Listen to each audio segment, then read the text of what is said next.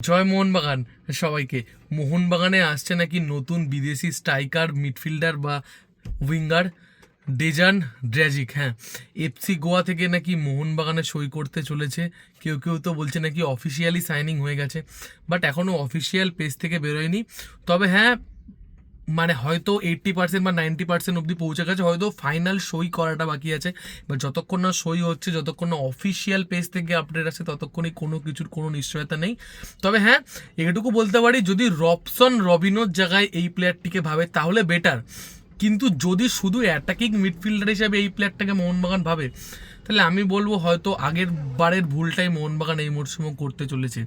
যদি রবসনের জায়গায় as a winger বা অ্যাজ এ ফিফথ বা তোমার সিক্স ফরেন হিসেবে ভাবে তো ঠিক আছে, কিন্তু তাছাড়া যদি ভাবে সেটা কিন্তু মোহনবাগানের জন্য একেবারেই ঠিক হবে না বলে আমার মনে হয়।